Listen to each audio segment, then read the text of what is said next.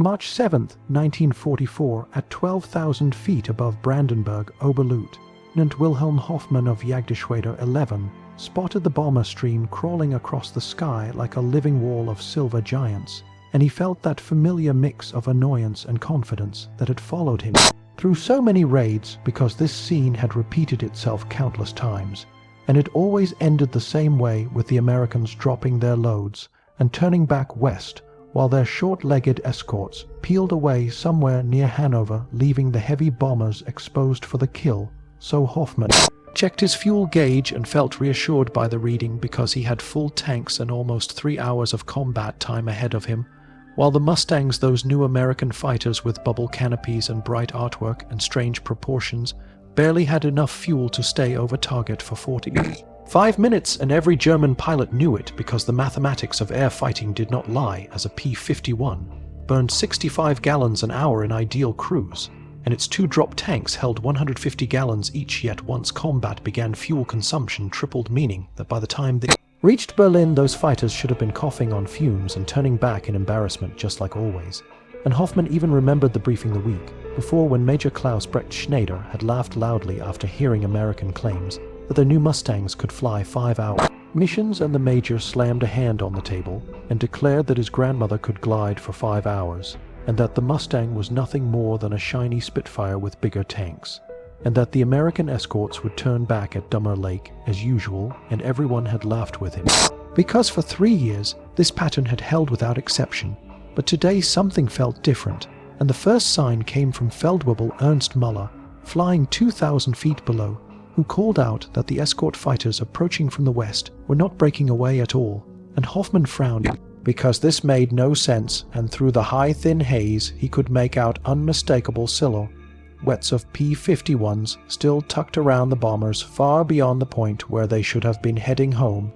and he told himself it had to be some trick of distance, but the truth settled like ice in his stomach, because those fighters were still in formation and still strong and still committed, and that should have been impossible, as they should have been halfway to the Dutch coast, by now running almost empty, yet they were still there pacing the bombers as if fuel no longer mattered. And Hoffmann had no way of knowing that 3 months earlier, in a converted furniture factory in Inglewood, California, North American aviation had achieved a breakthrough unlike anything seen in the war, as engineers took an already decent fighter and transformed it into something new, a machine that could cross Germany, fight, and return home without hesitation. And that miracle began years earlier, when the British in April 1940 sent a desperate request for fighters,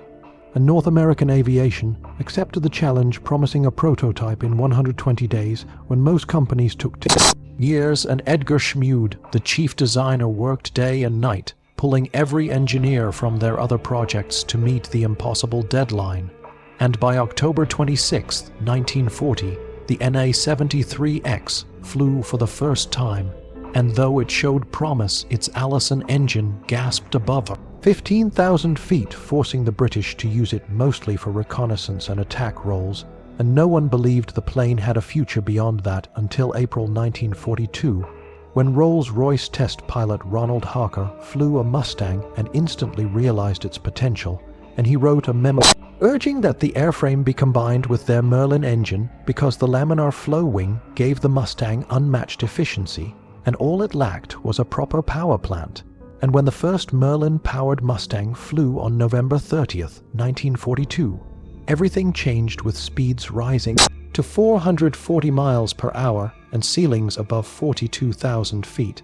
But the true revolution lay not in speed or altitude, but in fuel economy, because Lieutenant Colonel Thomas Hitchcock in London measured consumption at only 43 gallons per hour at 25,000 feet, meaning the Mustang now had a practical range of over 2,000 miles and could cross the entire distance to Berlin, fight for half an hour, and return with fuel remaining. And Hoffmann unknowingly now faced the consequences of this new reality, as he led his swarm into a diving attack following the same tactic that had worked for years, where German fighters struck quickly, then climbed away before the escorts reacted. But today, as he lined up on a lagging B-17, his wingman shouted through the radio that Mustangs were following them down, and Hoffmann felt the first spark of disbelief, because escorts never chased individual fighters that far. They simply could not afford to. but these Mustangs did not hesitate as they dropped into the dive with speed and confidence and fuel to spare, and in that moment the old mathematics of air combat began to crumble, and Hoffman sensed something he had never felt before: a shift in the sky itself, as if the balance of power that had defined the air war over Europe was sliding away beneath his wings. The story of how the Mustang reached this moment stretched back to the months before America even entered the war, when the British, desperate for fighters capable of standing against the Luftwaffe, requested help in April 1940, and North American aviation promised something almost unbelievable by vowing to design and deliver a working prototype in 120 days, a task that normally required 2 full years.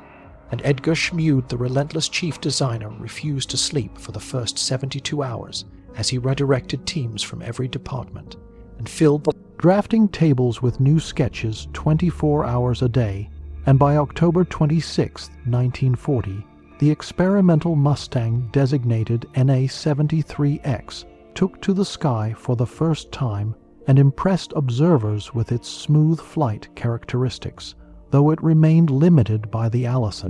engine that performed reasonably well at low altitude, but struggled badly above 15,000 feet. And so the British used the early Mustang mostly for reconnaissance and low-level attack roles, believing that it would never develop into a true high-altitude fighter. And for a time that judgment seemed final until April 1942, when Rolls-Royce test pilot Ronald Harker flew a Mustang and instantly realized that the airframe itself possessed extraordinary potential,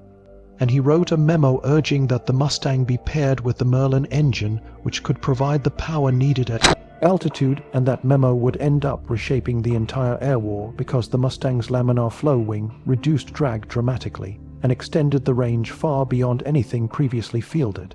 And when the first Merlin-powered Mustang flew on November 30th, 1942, the transformation shocked even the engineers, as the fighter now reached speeds of over 440 miles per hour and climbed easily above 42,000 feet. And what mattered even more was the fuel efficiency measured by Lieutenant Colonel Thomas Hitchcock of the American military mission in London, cabled Washington with excitement almost bursting through his message as he reported that the Merlin Mustang consumed only 43 gallons per hour at 25,000 feet, while maintaining 300 miles per hour at cruise. And this changed everything because a P-51 carried 269 gallons internally plus 2 drop tanks that added 220 more, allowing a theoretical range exceeding 2,000 miles. A staggering figure considering that Berlin sat roughly 750 miles from English bases, meaning the Mustang could fly to target hunt for 30 minutes and still return home with fuel remaining. And this new reality was already unfolding over Brandenburg, where Hoffman had led his swarm into a traditional slashing attack, a tactic Germans had perfected over years of hard fighting, and it relied entirely on the assumption that Allied escorts could not chase them far because the escorts usually stayed high near the bombers, afraid to waste precious fuel diving after individual fighters. But today, something felt entirely different as Hoffman approached a straggling B-17, ready to unleash his cannons when his wingman shouted again that Mustangs were following them all the way down, refusing to hold their altitude and refusing to break off as expected. And Hoffman felt a strange chill inside his cockpit, because nothing in his training prepared him for escorts that behaved like hunters instead of guardians. And at that moment, Captain Donald Gentile of the 4th Fighter Group was closing in as he flew his P-51B, named Shangri-La, which carried enough fuel for more than 5 hours of flight, and Gentile, who had taken off from Debden at 0830, had already rendezvoused with the bombers over the Dutch coast and still possessed almost 4 hours of fuel, allowing him to fight freely without fear of running out. And when he saw the German fighters diving on the formation, he called out horseback leader, "This is horseback 1 band. It's low at 2 o'clock going down," and he pushed his throttle to war. Emergency power sending the Merlin engine screaming at 3,000 revolutions and burning fuel at over 150 gallons an hour, something no other fighter could sustain. But the Mustang could run at that setting for 20 minutes and still return home with reserves, which meant that Gentile could pour every ounce of energy into the chase, and Hoffman, still believing these Mustangs would break away, performed his usual half-roll and dive, expecting to leave the escorts behind as always, but as he fired at the bomber and pulled into his escape maneuver, he glanced back and saw to his disbelief that the Mustang on his tail was closing instead of falling away, and this violated every principle of air fighting that German pilots had relied upon for 3 years, and the reports that later emerged from surviving German pilots capture the shock of this new reality as Feldwebel. Friedrich Beck wrote that the Americans with their new fighters pursued them to very low altitudes and vast distances from the bomber stream, and that the old tactic of dragging escorts away no longer worked because the Americans seemed to have endless fuel, and this was precisely the result of changes implemented by Colonel Hubert Zemke, commander of the 56th Fighter Group, who instructed his pilots to stop hovering defensively near the bombers and instead roam ahead and around the formations hunting German interceptors before they could even assemble, and he told his pilots that they had the fuel to fight aggressively, and the Mustangs did exactly that, and as Hoffman continued his dive, the Mustang remained glued to him like a shadow, refusing to break off and refusing to obey the old logic of the air war, and Hoffman for the first time felt the creeping awareness that skies over Germany no longer belonged to the hunters, but were becoming the domain of relentless pursuers who could attack anywhere at any altitude and still return home without fear, and the mathematics of air combat that had protected the Luftwaffe for so long were dissolving right in front of his eyes. Captain Donald Gentile wanted this moment more than anything as he closed in from above in his P-51,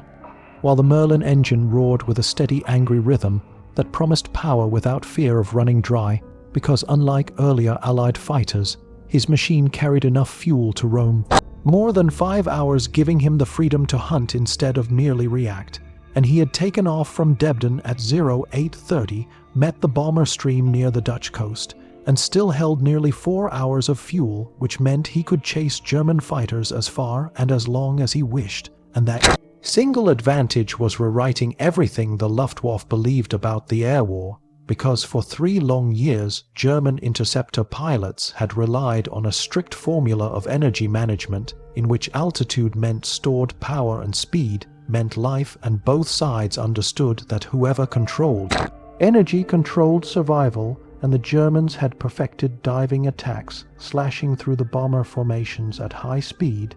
then pulling up into the clouds before Allied escorts could react, because Soviet Yak fighters and British Spitfires and American Thunderbolts all lacked the fuel to pursue deep into German territory, and every pilot understood that any reckless energy loss could leave him stranded without fuel to return home. But Gentile no longer feared that trap, and that made him a different kind of threat. And when he saw the group of Messerschmitts sweep down on the B-17 formation, he pushed his throttle to war emergency power, and the Merlin screamed at 3,000 revolutions, burning fuel at a monstrous 150 gallons per hour, a rate that would send earlier fighters gliding home power off, yet in the Mustang, he could hold it for 20 minutes, and still keep enough reserve to return across the channel. And as he dove after Hoffman's swarm, he felt the thrill of freedom that came from knowing he had the fuel to force the fight on his own terms. And Hoffman still believed that all escorts behaved according to the old rules,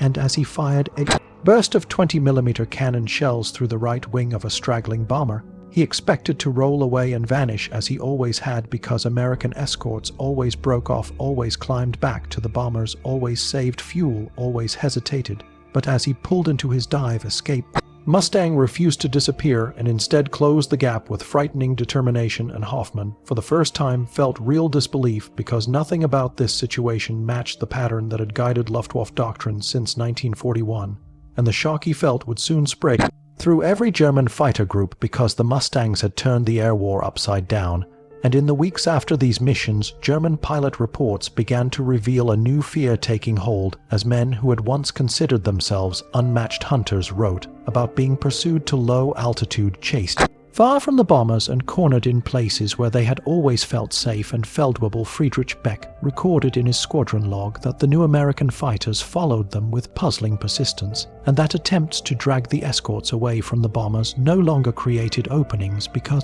the Mustangs simply kept coming, And this change did not happen by accident, because Colonel Hubert Zemk had studied the capabilities of the P-51 carefully and realized it could revolutionize escort strategy. And instead of ordering his men to protect the bombers closely, he instructed them to clear the sky entirely by striking the Luftwaffe before it could strike the bombers. And he told his pilots not to watch the bombers, but to hunt the enemy, because fuel was no longer a limitation, and they could burn it aggressively and return safely. And this new doctrine hit Germany like a storm, because Luftwaffe pilots who once had the luxury of choosing when to fight now found American fighters waiting for them even as they attempted to climb into position, and the traditional pattern of attack, dive, escape no longer worked because the Mustangs still had the energy and fuel to follow in. Every maneuver, and Hoffman felt this truth in his bones as the Mustang closed behind him, cutting through his defensive role with steady, lethal patience. And every instinct Hoffman possessed told him that escorts never did this, yet here was one doing exactly that, and as he tightened his dive, the Mustang still gained ground, and Al felt the calm focus of a hunter who knew the prey could no longer slip away because the fuel advantage allowed him to burn energy as freely as he pleased. And for 3 years, German pilots had relied on altitude and fuel discipline to compensate for being outnumbered, but those tools were now slipping from their grasp. And Gentile rolled smoothly into firing position, with the sun flashing off his canopy, as he watched the German fighter grow larger in his gun sight. And Hoffman pressed his stick harder, hoping his dive speed would help him escape. But even as he did, he knew the pattern had broken forever, and the Germans, long accustomed to fighting on their terms, now found themselves forced into fights they could not control because the Americans could chase at any altitude, any distance. And for any length of time, and Beck wrote later that these new fighters seemed to have endless fuel, and that Luftwaffe tactics, which relied entirely on the escorts breaking away, were failing everywhere. And as Hoffman continued to dive with the Mustang still climbing down upon him, he felt the sky shifting around him like an old rulebook being torn apart, because the hunters were becoming the hunted, and the mathematics of energy and range that once defined every battle in German airspace were tilting in favor of the Americans with a force Hoffman had never imagined, and this sudden change carried the weight of a turning tide as the Mustang demonstrated on that day that the era of short-range escorts had ended and the era of relentless pursuit had begun. The impact of the Mustang's new range and freedom was not just a technical shift, but a complete collapse of the Luftwaffe's confidence as German pilots slowly realized that the old window they depended on, the precious gap between the escorts turning back and the bomber stream pushing deeper into Germany, had slammed shut forever. And Major Gunther Specht, commanding JG-11, put this frustration into words in a report written in March 1944, where he described Mustangs appearing above their airfields as they were landing and circling overhead like predators waiting for movement. And he wrote that the Americans followed them all the way down to treetop level and attacked them on takeoff and landing. And the image captured how deeply the Mustang's presence was reshaping the war, because it meant Germany's own airspace was no longer safe, not even for a moment, and the number quickly revealed the scale of this disaster, for in January 1944, before the Mustang appeared in large numbers, the 8th Air Force lost 377 heavy bombers. But by May, with Mustangs escorting most missions, monthly losses dropped to 148, a massive shift that could not be explained by tactics alone. And during that same period, German fighter losses climbed from 307 in January to 432. In May, a brutal reversal in attrition that Germany could not sustain, and the psychological effect was even more devastating than the numerical one, because Luftwaffe pilots, once proud hunters who dictated the pace of battle,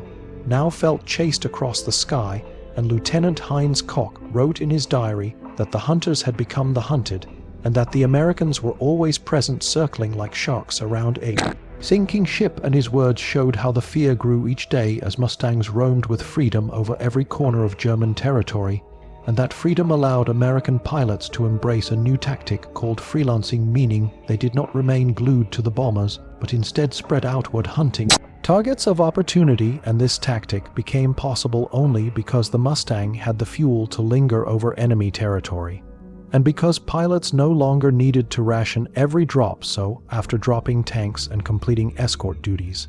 Mustang pilots often dove to low altitude to hit anything that moved: airfields, rail yards, factories, convoys, and even individual vehicles, and they returned to base with gun camera footage filled with burning locomotives, shredded runways, and destroyed fighters caught helpless on the ground. And Technical Sergeant Charles Bailey, a crew chief from the 357th Fighter Group, remembered how the tone among pilots changed because early in 1944, their conversations centered on how many bombers they had saved, but by summer their talk shifted to how many trains or aircraft they had destroyed during low-level strikes. And he recalled Captain Fletcher Adams coming back from a mission with tree branches jammed inside his air scoop because he had flown so low while strafing targets. And these stories symbolized the Mustang's dominance because the Germans attempted to adapt by fitting their fighters with larger drop tanks. But the fundamental difference in efficiency could not be overcome, as the Messerschmitt Bf 109G burned around 70 gallons per hour at cruise, and the Focke-Wulf 190 consumed even more. And despite their efforts, they could not approach the Mustang's range, and thus could not match its operational reach. And in desperation, German commanders developed new tactics such as company front attacks, where 40 to 60 fighters formed a massive wave for a single devastating pass through the bomber formation. But these formations required assembly time, and Mustangs now patrolled the sky ahead of the bombers, breaking up the groups before they could form. And the mathematics of attrition, which had once favored Germany, turned relentlessly against them, because every German pilot lost represented years of training that Germany could not replace, while every American pilot lost was replaced by 2 more from a training system producing 3,000 pilots per month. And General Adolf Galland, the respected commander of German fighter forces, later stated that the Mustang was decisive not purely because of performance, but because it could be everywhere, and that no German airfield, even in deep rear areas, could ever feel safe. And meanwhile, American production capacity added another crushing factor, because by mid-1944, North American Aviation's plant in Englewood was producing 20 Mustangs per day, while the Dallas plant added 15 more, and by December 1944, monthly production reached 630 Mustangs. And to put this in perspective, Germany built roughly 33,000 single-engine fighters in total during the entire war, while the United States built 15,586 Mustangs alone. And German Squadron Commander Johann Steinhoff wrote a desperate memorandum in September 1944, describing how enemy numerical superiority was overwhelming.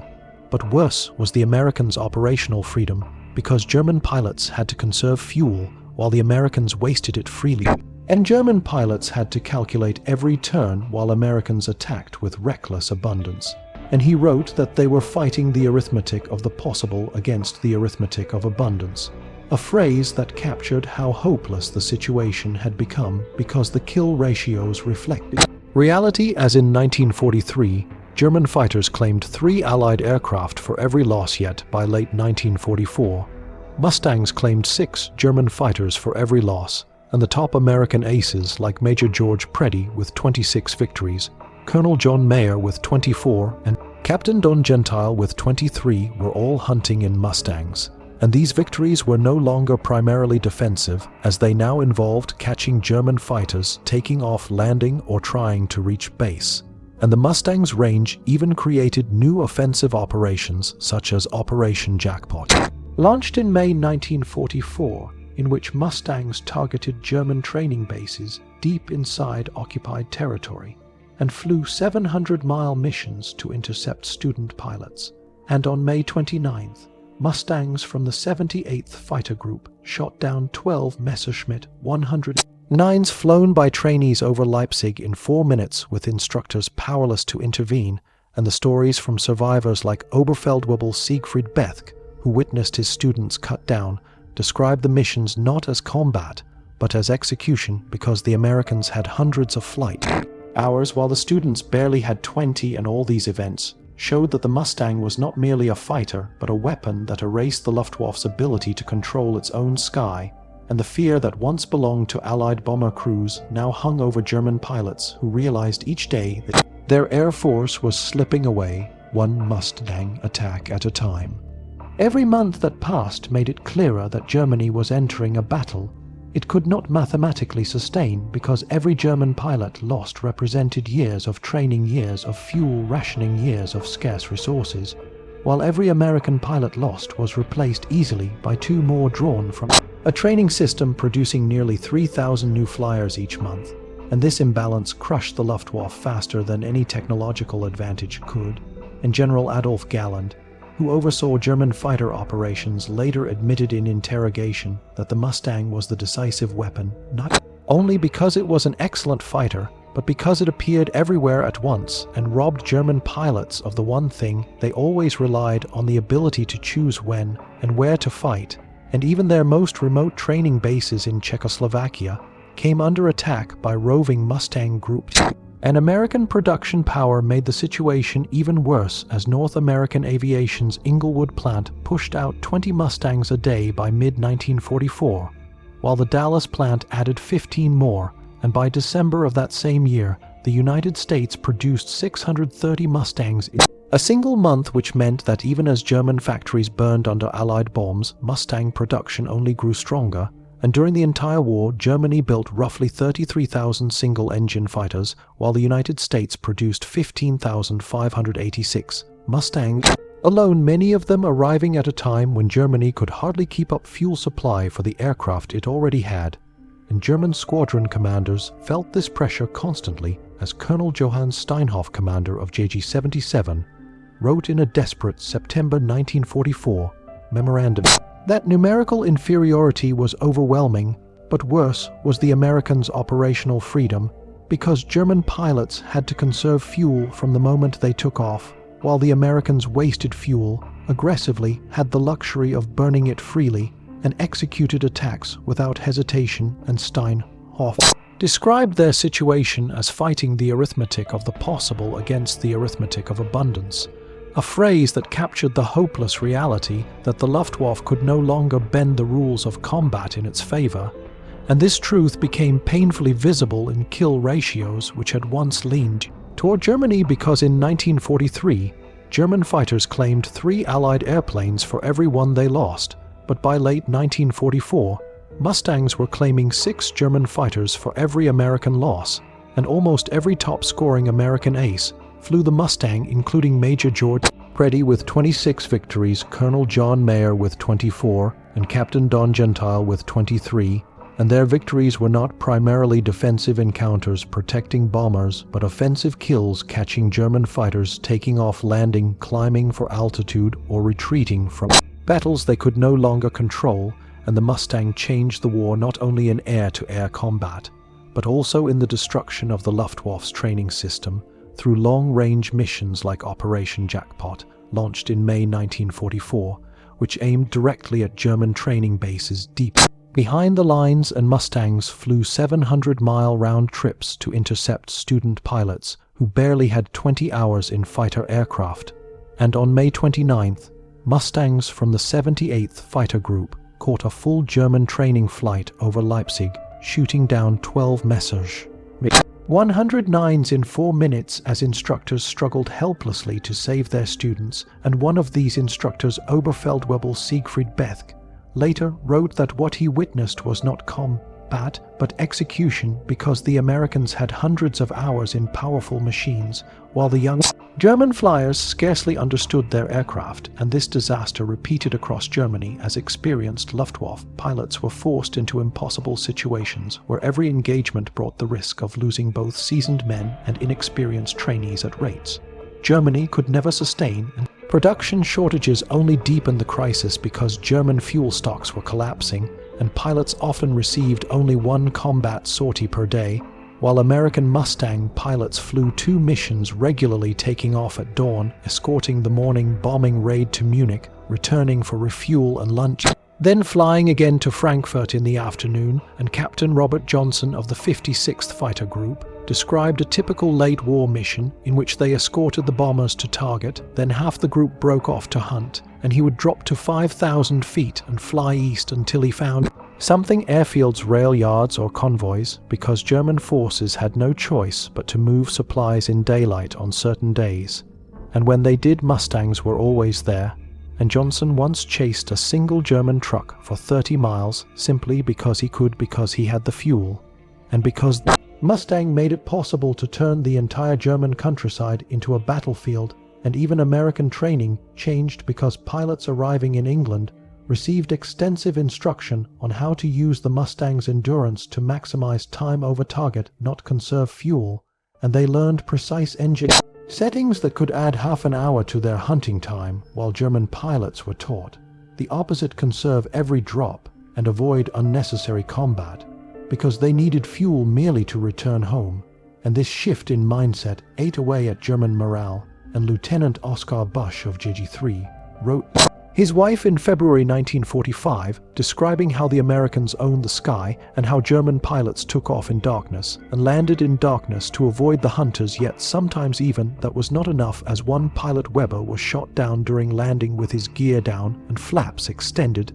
A Mustang followed him through the entire approach and killed him 500 meters from the runway, and Busch wrote that the Americans fought like they had all day, because they did, and Germany by then understood painfully that fuel and endurance mattered more than bravery or experience, because no amount of courage could save a pilot who was hunted relentlessly from takeoff to landing by fighters that could pursue across the entire length of the Reich and still return home safely. And the Luftwaffe realized too late that the Mustang had rewritten the air war not with fancy aerodynamics alone, but with the brutal logic of endurance, which allowed it to be everywhere at once, while the Luftwaffe was forced to shrink into defensive desperation.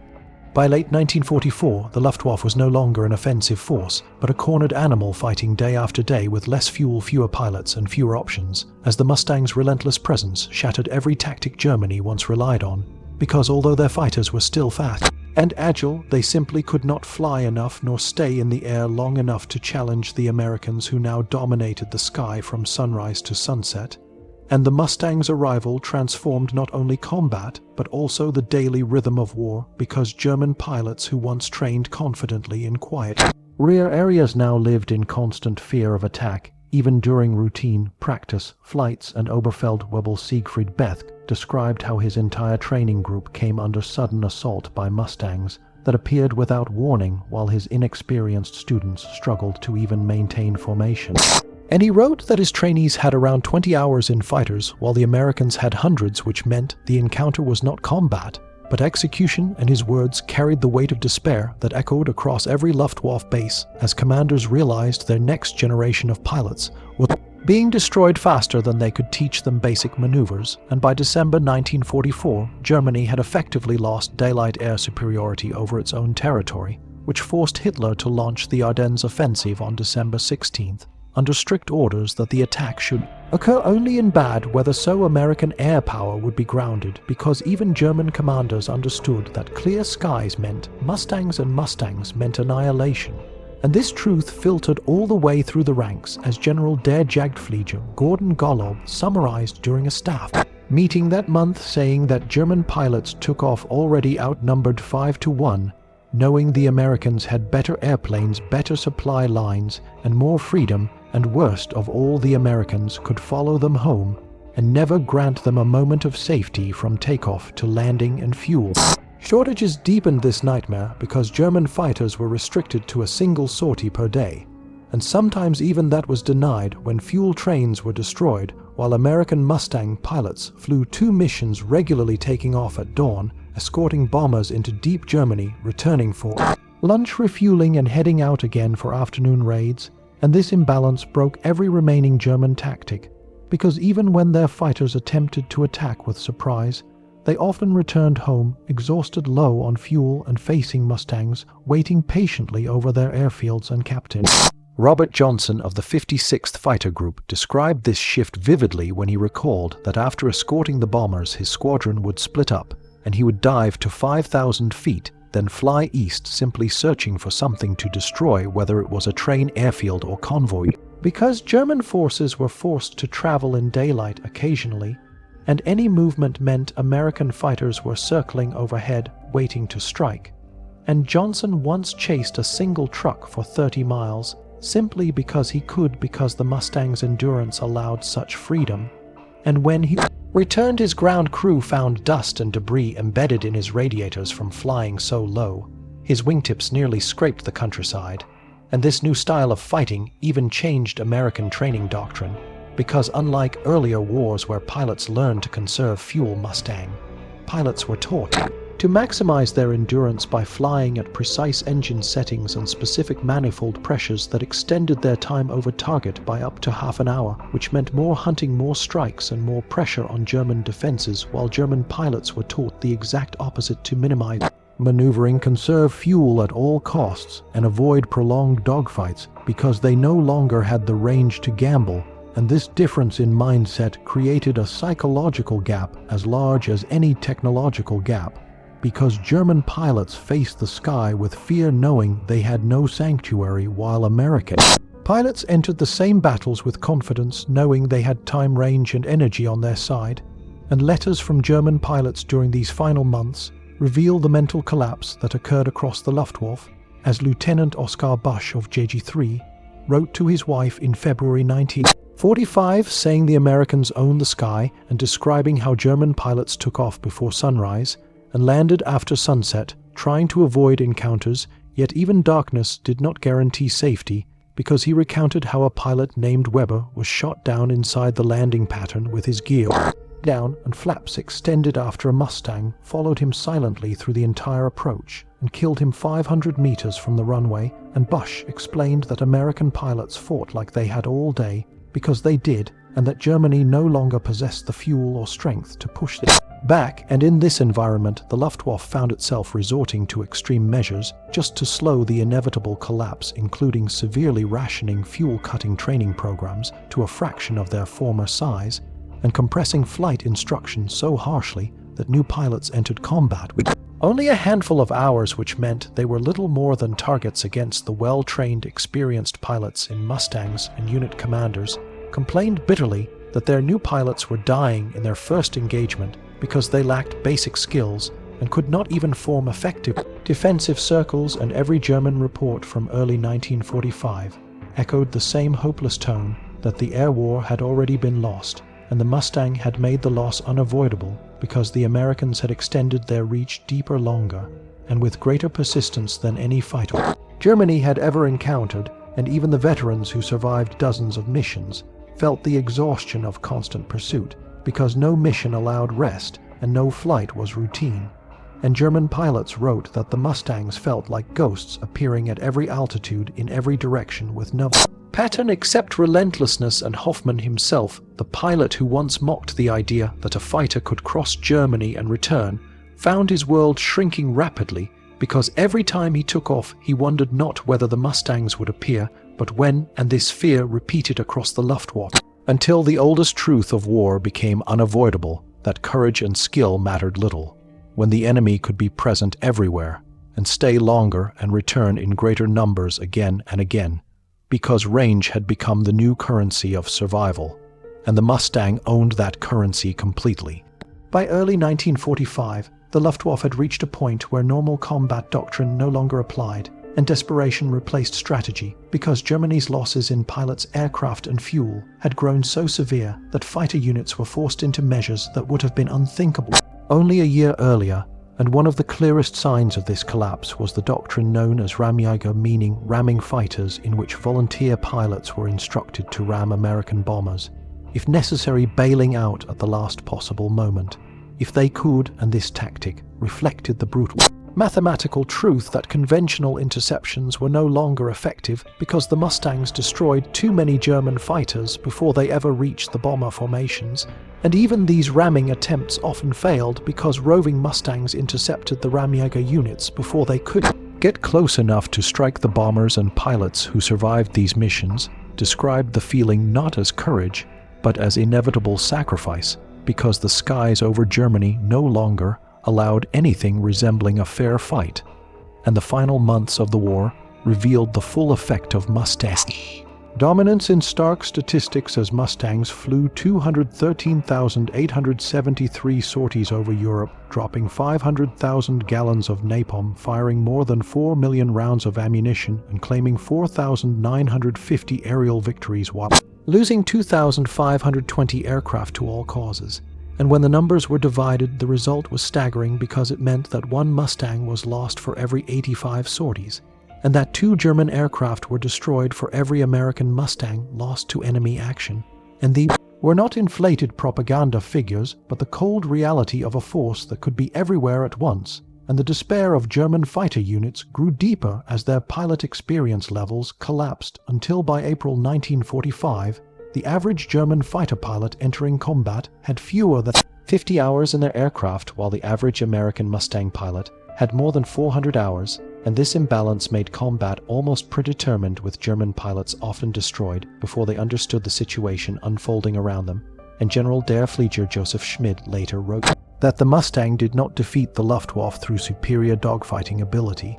though it was an excellent fighter, but through superior presence because it existed everywhere in numbers Germany could not match with endurance. Germany could not challenge, and with pilots Germany could not train fast enough to replace their losses, and these words captured the essence of the air war in its final year, as the Mustang reshaped combat not only through technology, but through operational endurance, which turned every German airfield and every flight corridor into a battlefield. And the lessons of this period still echo in modern air warfare, because even the technologically advanced F-22 Raptor has a combat radius of only 600 miles, while the Mustang, designed with slide rules, paper drawings, and wind tunnel models, could fight at 750 miles from its base, and then fly home safely. And this comparison made clear that the Mustang's true power came from its range, which allowed it to appear over any target at any time, forcing the Luftwaffe to respond everywhere and dividing their resources until collapse was inevitable. And the story of Wilhelm Hoffmann, the German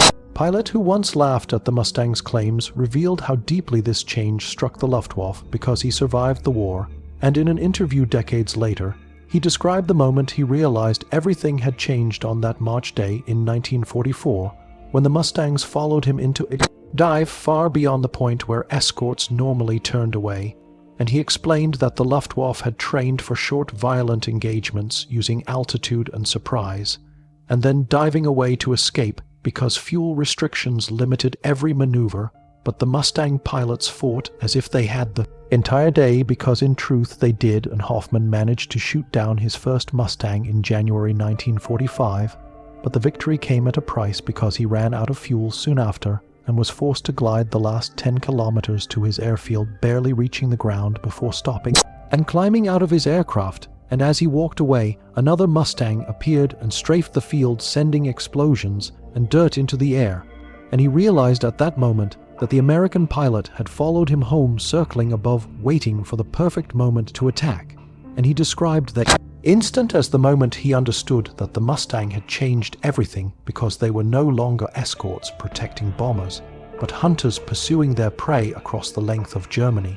And the collapse of German air power was not simply a military defeat, but a transformation in the very mathematics of air warfare, because the equation that once governed flight distance multiplied by consumption divided by combat time, a calculation that every Luftwaffe pilot understood intimately, had been rewritten by the Mustang, which proved that range endurance and operational freedom mattered more than short bursts of performance or brief windows of tactical advantage. And as Hoffmann finished his account, he expressed that the laughter which once filled German briefing rooms vanished, quickly replaced by fear and grim acceptance, because the Luftwaffe pilots realized they were no longer competing against aircraft, but against an entire industrial force that could manufacture pilots, engines, fuel, and fighters faster than Germany could destroy them. And this knowledge spread through every German unit until the truth became unavoidable that the Mustang had not simply outflown them, had outlasted them, because in modern war the fighter that stays in the sky the longest with fuel to spare will always control the battle and always dictate the terms of survival. And by the final weeks of 1945, every Luftwaffe pilot understood that grim lesson all too well. The moment Wilhelm Hoffmann stepped out of his aircraft after gliding those final 10 kilometers, he believed the danger had passed, but the sudden roar of an approaching engine made him turn, and he saw the flash of a Mustang diving on the airfield, its guns lighting up the ground around him, and he threw himself flat as dirt and shattered concrete burst into the air. And when he finally looked up, he watched the Mustang climb away, disappearing into the grey winter sky, and he understood with absolute clarity that the American pilot had followed him all the way home, watching, waiting, choosing. Perfect moment to strike, and Hoffman later said that this single moment taught him what no briefing or report had ever explained, that the Americans were no longer escorting bombers they were hunting, and the Luftwaffe had become the prey, and this truth spread through every German squadron, because the Mustang had rewritten the laws of air warfare not through a single dogfight, but through endurance which allowed it to choose when to engage, where to appear, and when to vanish, leaving German pilots exhausted and terrified. And the mathematics that once defined German air superiority had been erased because range multiplied by endurance and then multiplied again by aggression created a form of air dominance that Germany could not counter, and the equation revealed itself daily across the burning cities of the Reich as Mustangs circled above rail lines, airfields, industrial centers, even quiet rural roads, and everywhere they appeared fear followed because the Luftwaffe no longer had the fuel or the pilots to stop them.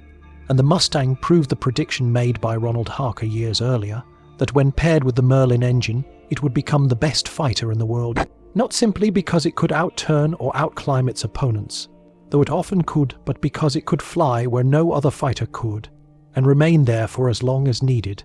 And the laughter that once echoed through German briefing rooms, when intelligence reported the Americans claiming 5 our missions faded quickly into silence, replaced by dread and resignation, because the Luftwaffe pilots began each morning, knowing they would be hunted from the moment their wheels left the ground until they touched down again, if they even made it home, and generals who once boasted about German engineering superiority found themselves studying lost charts instead of performance data. And those charts told a bleak story, because the arithmetic of scarcity could not compete with the arithmetic of abundance, and German mechanics, working with dwindling resources and shrinking fuel stocks, watched helplessly as their pilots were sent into the sky with less and less training, while American pilots arrived with more experience, more fuel, and more confidence, and Germany's industrial base collapsed under relentless bombing, while American factories grew louder, producing not only Mustangs, but fuel, the ammunition, and the spare parts to keep them in the air for as long as needed. And the final year of the war proved that modern air supremacy did not belong to the fastest or the sharpest turning fighter, but to the force that could place the most aircraft in the most places for the most time. And every Mustang sortie demonstrated this truth, because the fighter was not just an interceptor, but a roaming shadow cast across all of Germany, and its presence destroyed more than aircraft. It destroyed morale, hope, and the illusion that the Luftwaffe could still control its own territory. And Mustang's relentless pressure forced Germany into catastrophic decisions, including compressing pilot training to a few dozen hours, and sending barely prepared young men into battles they could not survive. And the accounts of these inexperienced pilots reveal a tragic chapter of the war, because many of them died without firing a shot, ambushed by Mustangs before they even reached combat altitude, and those who survived often carried the trauma of seeing their classmates fall in their first moments of flight. And as the months passed, this pattern repeated until by 1945, the Luftwaffe was a shell of its former self, fighting not for victory, but merely to delay the inevitable collapse, and even experienced German veterans admitted that no amount of skill could overcome the Mustang's reach, because pilots who once relied on careful energy management found themselves pursued far beyond their defensive limits, and with each encounter they lost altitude, fuel, and time until escape became impossible. And Hoffman described this feeling as fighting gravity itself, because every dive and every turn drained the fuel he needed to return home, while the Mustang behind him had fuel to spare, and this imbalance turned every German maneuver into a gamble, and every American maneuver into a promise, because the Mustang could always stay a little longer, turn a little sharper, or chase a little farther. And this truth crystallized the final lesson of the air war, that logistics, not bravery, nor technical finesse, nor momentary tactical brilliance determined who controlled the sky, and the Mustang embodied this principle perfectly, because it combined American industrial might with British engineering precision, creating a hybrid weapon, built not just to fight but to endure. And Luftwaffe learned this lesson too late, as their fighters dwindled, their pilots vanished, and their airfields burned, and the young men who climbed into the remaining Messerschmitts and Focke-Wulfs did so knowing that the Mustangs would be waiting above, below, or somewhere behind the clouds, because the Americans had the fuel to search every corner of the sky and the time to wait for their moment. And when the war finally ended, the surviving Luftwaffe pilots reflected not just on the battles they fought, but on the feeling of helplessness that began when the Mustangs arrived and never left, and many of them admitted that once the Mustang gained control of the sky, the war was no longer winnable because they could not retreat fast enough, nor climb high enough, nor fly far enough to escape the reach of a fighter that seemed to be everywhere at once. And Hoffman in his later years summarized the entire experience with a simple, undeniable truth that the mathematics of war are as unforgiving as gravity. And when your enemy can fly longer, farther, and in greater numbers, skill becomes irrelevant because the battle ends before it begins and in the skies over Europe. The Mustang proved that endurance is the ultimate weapon, and that the force that controls the air controls the outcome of the war itself. If you want more forgotten war stories told with truth, grit, and no filters, subscribe now. Your support keeps these missions alive.